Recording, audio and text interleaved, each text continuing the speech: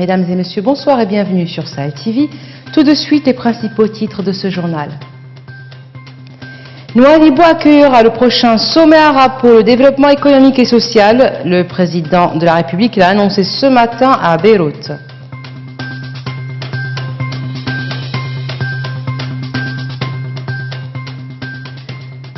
Le collectif des proches des migrants mauritaniens disparus en mer interpelle les autorités mauritaniennes. Il demande que la lumière soit faite sur les circonstances de ce drame.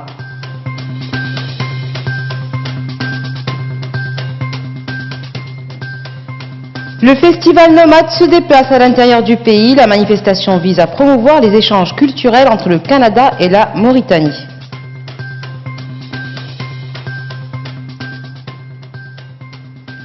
Merci d'être avec nous. Le succès de tout regroupement économique est tributaire d'abord de l'existence de facteurs comme la sécurité et la stabilité dans son aire géographique. C'est ce qu'a déclaré ce matin le président de la République dans son discours d'ouverture du sommet arabe sur le développement économique et social de Beyrouth.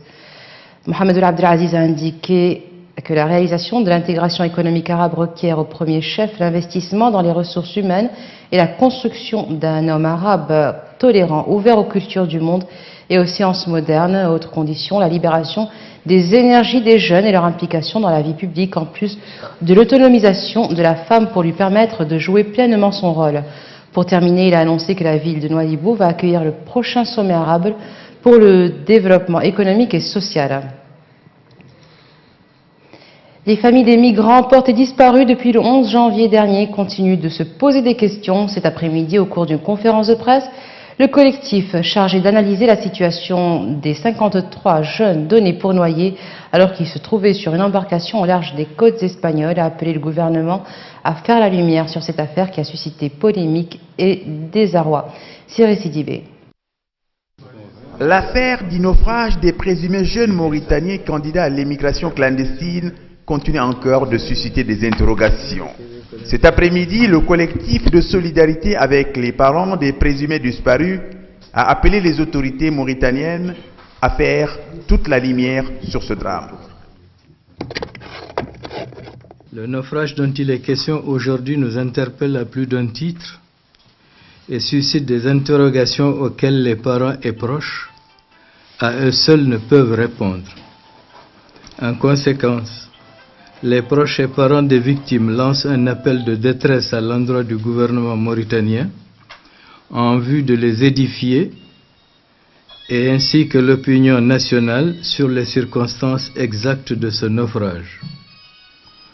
Des questions importantes doivent trouver une réponse. Que s'est-il réellement passé ce vendredi 11 janvier 2019 ?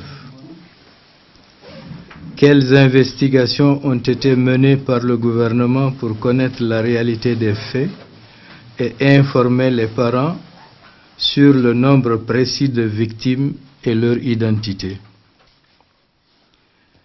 Comment une cinquantaine de jeunes, en majorité issus d'une même communauté et originaires de la même région, peut-elle se retrouver dans une même embarcation pour une traversée reconnue dangereuse et risquée?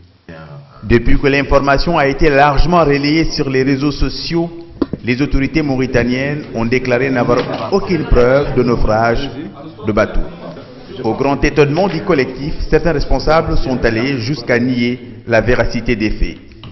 Concernant les deux sorties du ministre chargé de la communication, ou du moins porte-parole du gouvernement, et le président de l'Assemblée nationale. Hein? Voilà. Oui, non, mais non, c'est ça exactement. C'est ça exactement le problème. On ne peut pas dire que ce n'est pas important parce que l'information dont nous parlons aujourd'hui, je dirais que tout le monde l'a reçue à travers ses réseaux sociaux. Donc on ne peut pas dire que ce n'est pas important. C'est extrêmement important.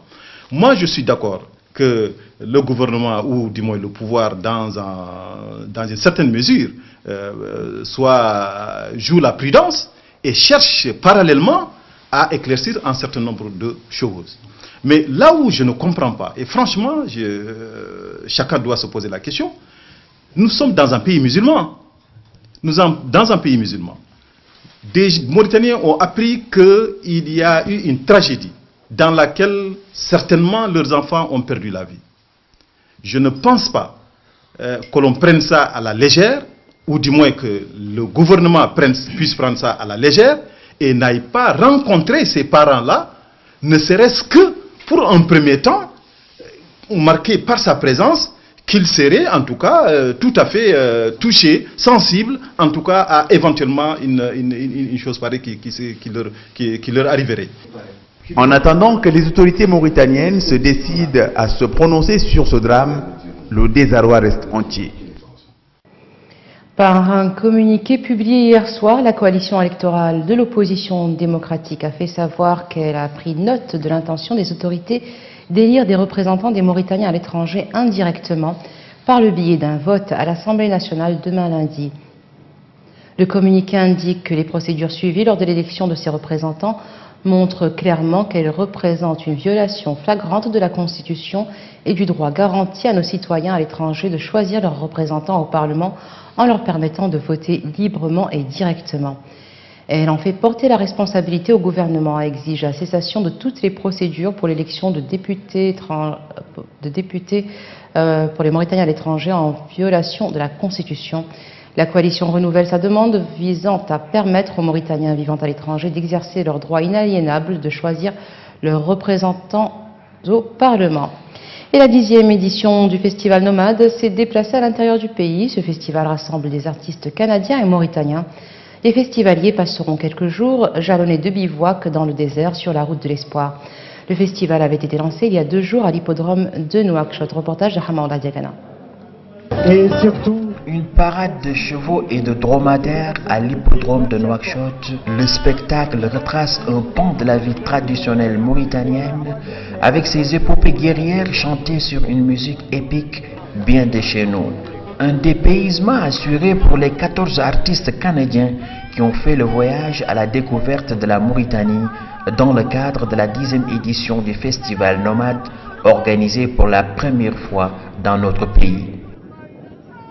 On a trouvé ça extraordinaire parce que c'était pour nous un moment concret aussi de mettre en pratique un peu cet échange de culture, ce partage. Donc on attend vraiment de ce festival et de pouvoir concrétiser un genre d'idéologie en fait que le monde peut être meilleur si on apprend à communiquer tous ensemble. Et jusque-là c'est ce qu'on est en train de voir, donc je pense qu'on peut être satisfait. Ces artistes sont venus à la rencontre de leurs homologues mauritaniens pour jouer ensemble des instruments de la musique traditionnelle du Canada et de la Mauritanie. C'est la diva mauritanienne Noura Mintessey Mali et le guitariste conteur canadien Gota Lago qui ont gratifié le public de ce premier concert de lancement du festival en plein air. Cette manifestation se veut aussi un cadre d'échange culturel pour magnifier le mode de vie nomade en tant qu'élément essentiel de l'identité des peuples. Et je suis tellement content qu'il y a de nouveaux mondes qui prennent leur place et qui disent la vie nomade, elle n'est pas mauvaise, elle n'est pas quelque chose de primitif, mais quelque chose qu'on peut développer, qui nous donne une identité, qui nous permet de mieux vivre et vivre heureux et vivre en harmonie avec ce qui est autour de nous. Un festival dont l'objectif est la découverte du pays et de ses populations. Des populations qui éprouvent ce même sentiment de partage et de communication avec les autres peuples du monde. Le Canada, vraiment de l'autre côté du monde, se retrouve sur les plages du désert mauritanien. Pour moi, c'est une occasion tout à fait extraordinaire de rencontre de peuples. Ce qui explique que les peuples, il n'y a pas de frontières, mon Dieu. On se retrouve autour d'une dune, autour d'un arbre, sous un arbre. Et cette rencontre, c'est ça qui fait l'humanité.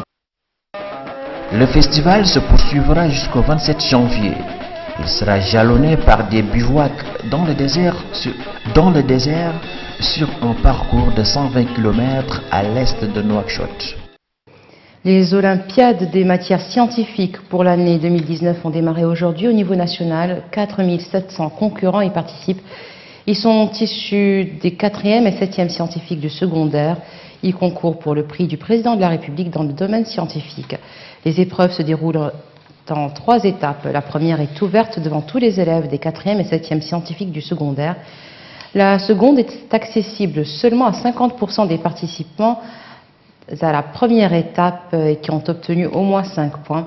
La troisième est ouverte devant les concurrents ayant obtenu plus de 5 points, dont les 3 premiers des 4e années et les 3 premiers des 7e années dans les disciplines des sciences physiques, chimie et mathématiques. Le festival Traversée Mauritanie entame sa 9e édition. Cette année, l'écrivain marocain Tahar Benjelloun, prix Goncourt 1987, y a été convié. Ouvert hier, le festival offre cette année des plumes de renommée.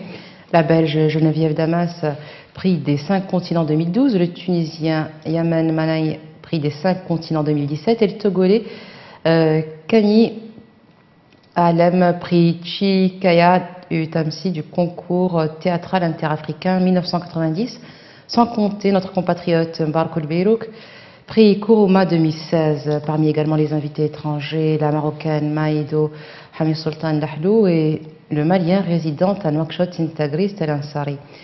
Ces écrivains hôtes de la Mauritanie seront accompagnés au cours de cette édition par des écrivains mauritaniens, Mamadou Khalidouba, Harouna Rachidli, Mariam Mdderwish, Idoumou Mohamed Lemine et Mbarak Ould Beirouk. Et au Mali, l'attaque d'une base de l'ONU a fait au moins 8 morts parmi des soldats tchadiens de la MINUSMA. L'attaque a eu lieu tôt ce matin sur la base d'Aguelok à 200 km au nord de Kidal, vers la frontière avec l'Algérie. Une attaque complexe lancée par des assaillants arrivés à bord de nombreux véhicules armés. Le représentant du secrétaire général de l'ONU au Mali, Mahamat Salah El-Nadif, a condamné l'attaque ignoble et criminelle contre les casques bleus. Une attaque sur la même base en avril dernier a fait 2 morts parmi les soldats de la paix et fait plusieurs autres blessés.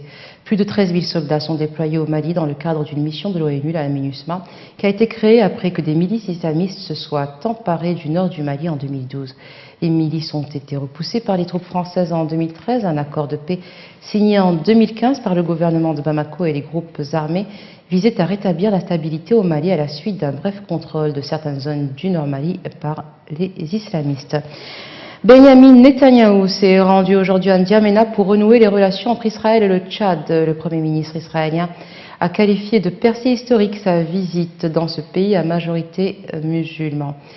Après une visite sans précédent en Israël du président tchadien Idriss Déby, fin novembre 2018, Benyamin Netanyahou avait promis de faire le déplacement à N'Djamena. Hamaoula Diagana.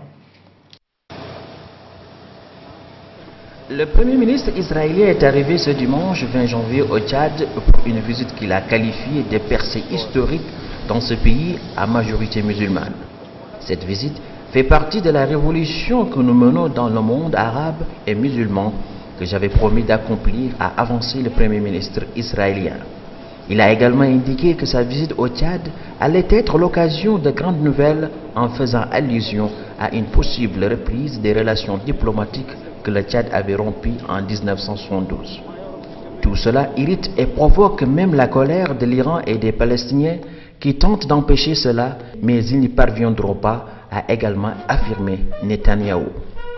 Cette visite d'une journée fait suite à celle du président Déby en Israël en novembre 2018.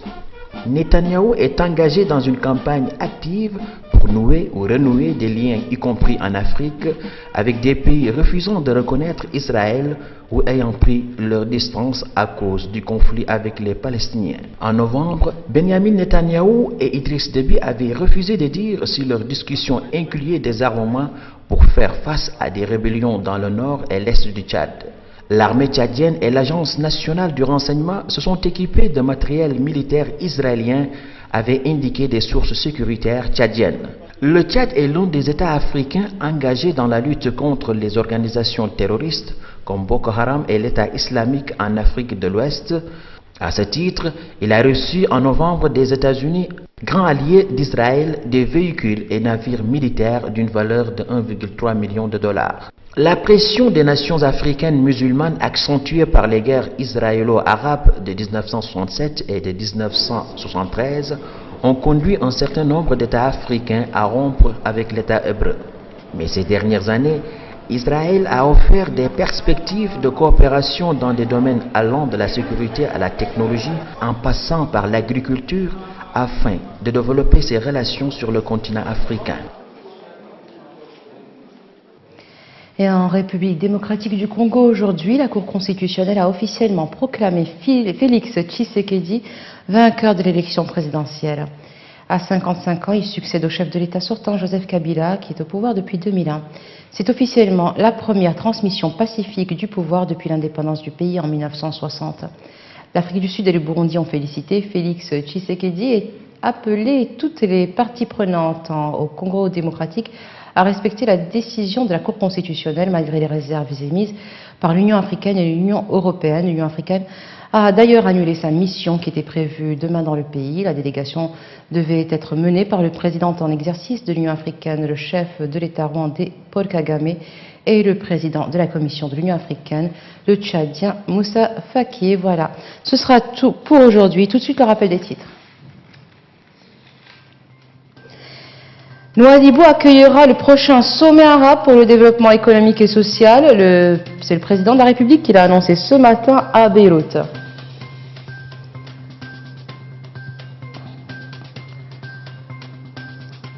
Le collectif des proches des migrants mauritaniens disparus en mer interpelle les autorités mauritaniennes. Il demande que la lumière soit faite sur les circonstances de ce drame.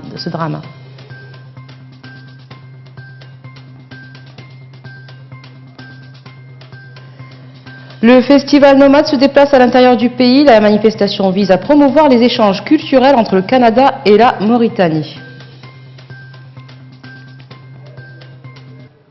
Merci d'être resté avec nous. Excellente fin de soirée sur Sahel TV.